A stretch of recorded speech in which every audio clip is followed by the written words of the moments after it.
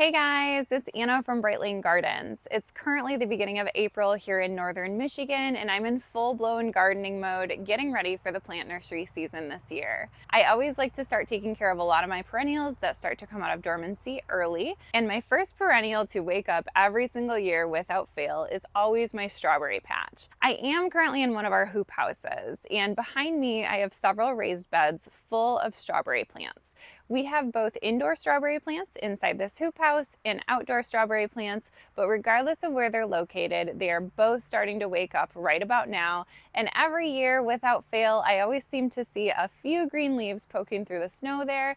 These guys just love to wake up early and start producing fruit for us. Today, I'm going to focus on the raised beds that we do have here in the hoop houses. Now, just as a reminder, our hoop houses are unheated and uninsulated. So what that means is we only have a single layer of plastic covering the hoop house. It does a great job of retaining heat on our sunny days, but on some of our colder nights, it's the same exact temperature in here as it is out there. The disadvantage is we don't get the natural water from the rain and snow, but the advantage is we don't get a lot of the freezing temperatures that you can get with some of the wind chill up here.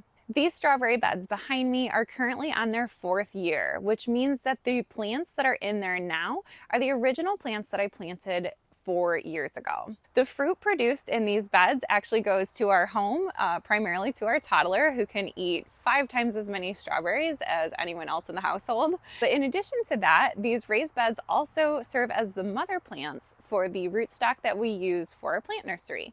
Oftentimes I'm taking cuttings or digging up additional roots that grow inside of these beds. I'll take them and transplant them into their own individual little pots, and that's what turns into our plant nursery stock that we can sell to our customers. We like using this method because these guys are really nice and hardened off. These are really well-established plants that are known to do well here in northern Michigan. They love our sandy soil, they love our confusing climate, and they just grow so well up here. They're a great addition to any low-maintenance garden. Today is the 1st of April, and I already have plenty of green leaves on these raised beds. As I mentioned earlier, I've had green leaves on these since probably the beginning of January, if not before that, especially because we had an abnormally warm winter this year, so the plants just couldn't wait to come out of dormancy and start producing those green leaves for us. My goal for today is to get these guys totally prepped for spring. So what that means is I'm going to go ahead and prune the dead leaves back, prune back any non-producing plants, and prune off any runners that could be used to pot up as additional stock. The other thing I'm going to do is start amending my soil. The soil that I planted all of these strawberries in these beds 4 years ago is the same exact soil that still exists in these beds today. It's super healthy, it's very nutrient dense, and that's because I come through and I amend the soil at the beginning of the season every year, and I do additional fertilization doses throughout the growing season to ensure that the plants have all of the nutrients that they need to produce fruit for us. I have been watering these throughout the winter. Primarily, I come in and dump a bucket of snow on top. I love watering dormant plants with snow because it melts slowly into the soil and doesn't force a lot of the water to actually come out the bottom of these planters, which means that there's more moisture retained for the roots of my plants. These guys each got a bucket of snow about once every 2 to 3 weeks, depending on how dry the soil felt. They've done just fine with that and have come to life without any effort this spring. Now that they're out of dormancy though, they're definitely going to be more thirsty than they were over the winter, so I'll be sure to increase that watering to at least once a week. My very first step is going to be to prune off any of the dead or dying leaves. Let's head over to my bed in the corner here and see what needs to be done first. You might notice there's a lot of dead leaves and debris in here. I don't like to trim these guys up at the end of the producing season, mostly because it's hard to determine which leaves will die and which will stay on as healthy stems the following year. I always leave my plants intact unless they absolutely need to be pruned before the winter season. Dead stems, leaves, and debris like this also provides a really valuable habitat for a lot of insects and small mammals over the winter months. So especially if this bed was outside, this would be a safe haven for so many different critters. I never want to disturb that before the winter because they need that protection to survive the winter months and come back and benefit my garden the following year. This guy is indoors, but we still host a whole array of insects in these hoop houses over the winter season. It's fun to watch them come alive in the spring too. Since today is cleanup day, I'm going to go ahead and remove any of the dried leaves that are on top, pluck back any dead stems that I see, and leave only the green foliage behind. Oftentimes, the best method for cleaning out these beds is to use your hands like a rake and just gently comb through each runner of the plant. This will knock off any dead leaves, dead branches, or anything else that needs to be removed from this area.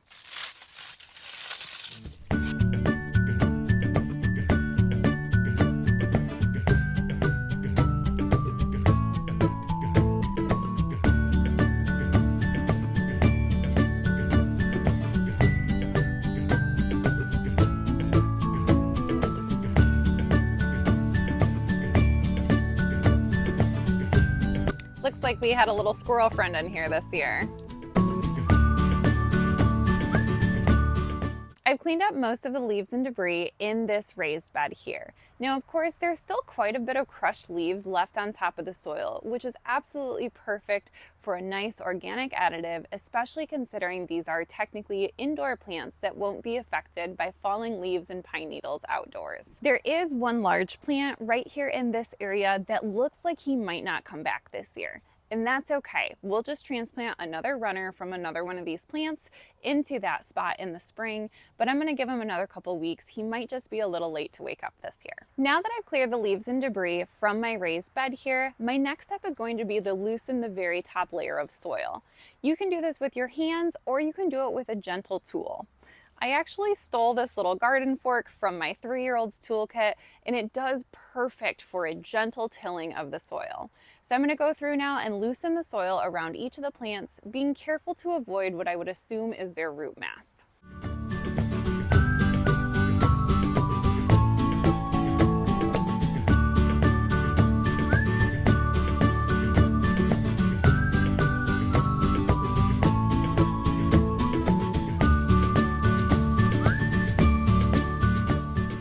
Now, when it comes to loosening up the surface of that soil, inevitably you're going to break a couple roots in between the plants.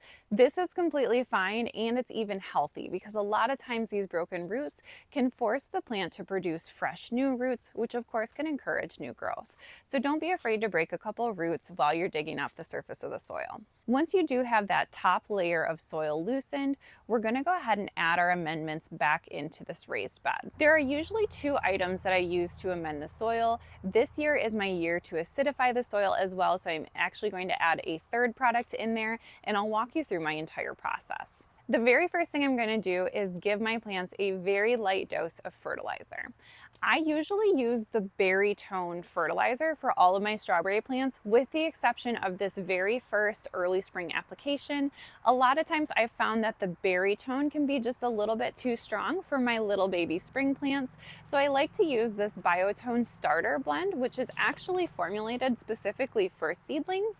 So it's a little bit of a more gentle fertilizer to offer for these freshly green leaves that are just starting to come to life this year. I'm only going to do a very light application that's about half of the recommended dose, just enough to boost this soil with a little bit of added nutrients to give them a kickstart for the spring season.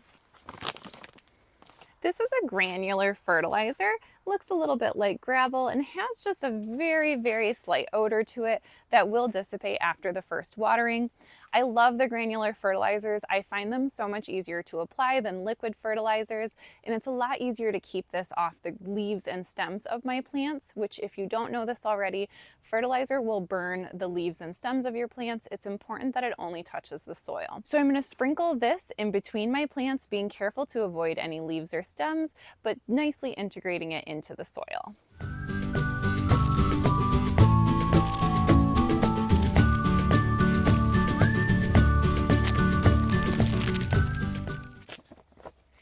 Once I've added my fertilizer, I'm going to add a little bit of soil acidifier. When I first blended the soil that I was going to plant these strawberries in 4 years ago, I used a hefty dose of this soil acidifier. Reason being is because strawberries actually prefer a slightly acidic soil, similar to what blueberries enjoy. There are several different methods for acidifying your soil. You can go the natural route and use pine needles that will gradually break down into the soil. You can use a sulfur amendment. I love to use this soil acidifier sold by Asporma Organics.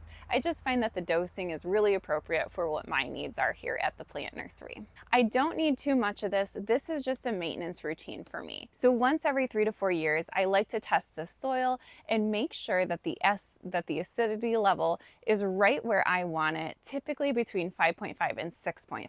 If you're not already testing your soil, you should be. There's a lot of different soil testers on the market. I'll link the one that we typically use, but strawberries usually like a pH of somewhere between 5.5 and 6.5. The formulation of this soil acidifier is very similar to the granular fertilizer, which makes it really easy to apply. Whatever soil acidifier you're using, simply follow the instructions on the bag for easy application.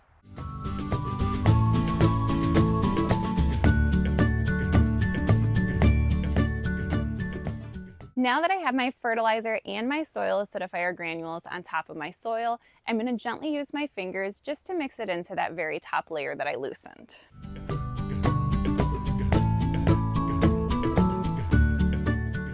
My last ingredient that we're going to add to the raised bed today is a really important one because our raised beds are above the soil level and can't go through the natural cycle of the underground root system, oxygenation system, insect system, all of these interconnected ecosystems that make up our topsoil the way that it is.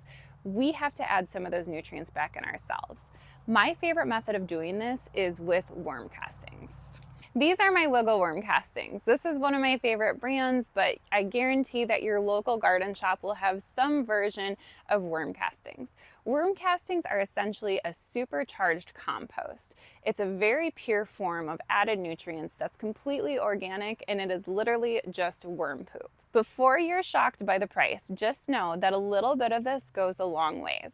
A bag this size at our plant nursery will sell for almost $30, which a lot of people are really surprised by, but you don't use this stuff like you would use compost. You use just a fraction of the overall amount compared to compost. I like to use this only as a top dressing.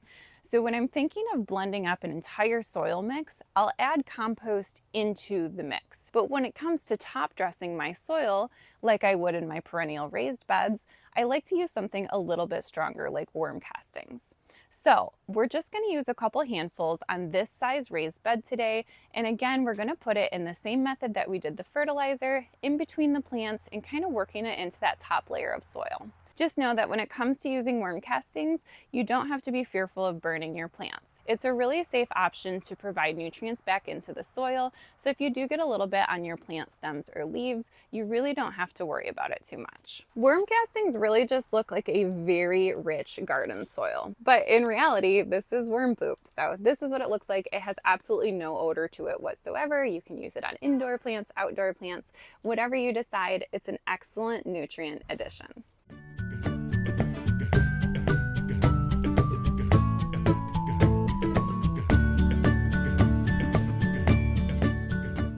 Once you've covered most of the spaces between your plants, go ahead and using the tips of your fingers, work that into that top layer of soil.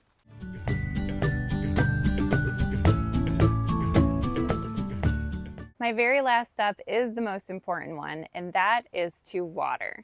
You just added all of these wonderful soil amendments to your raised bed, and now you need to water everything to ensure that they can make their way down into the soil so that the roots of your plants can start to absorb them. I'm going to water my raised bed behind me thoroughly, making sure to hit all of the spots that I used fertilizer and soil acidifier.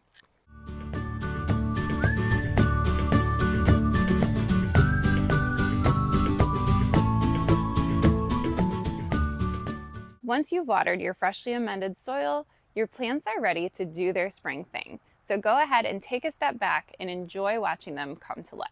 Keep in mind that now that these guys are pulling out of dormancy, they definitely want more water. Because I just amended the soil today, I'm actually going to come back out again tomorrow and maybe even the following day to do a nice kickstart hydration routine with these plants. After that, I'll drop back down to 1 day a week until we start to get some of that summer sun. The method that I use today can certainly be applied to your outdoor strawberry patch, your in-ground strawberry patch, and even your smaller strawberry containers. Just be aware that whenever you're dealing with a plant of this size, you typically would never fertilize in a container of this size. Your best bet is going to be to let it warm up just a little bit more outside and make sure you get these guys in the ground or into a larger container as soon as you can. It is, however, safe to use worm castings in a container this small. Worm castings won't run the risk of burning your plant. It might just be the fact that my toddler can eat about $50 worth of strawberries in a day, but we're a little berry crazy around here. So get prepared for a lot more berry videos coming up. We love to grow our own strawberries, blueberries, raspberries, blackberries, anything that ends in berry, you name it, and we've got it. I love doing tutorials on these types of plants. I love being able to sustain food for our own table. There's no better feeling than growing your own food to put on your family's table. Strawberries are one of those plants that is such a good choice if you're a beginner gardener. It's really hard to go wrong with these guys, and they grow well in a wide variety of climates and soils. If you're interested in learning more about growing strawberries or have any specific questions for me, don't hesitate to leave them in the comment section below. We have a lot more garden tutorials coming up, specifically my spring preparation for a huge variety of plants, including all of our berry plants. If you enjoy watching gardening content like this, please take the time to like and subscribe to our channel. It seriously helps out small businesses like ours so much, and we appreciate it. Thank you so much for spending some time on our channel today. I appreciate every minute that you guys spend here, and as always, I sure hope to catch you next time. Bye-bye!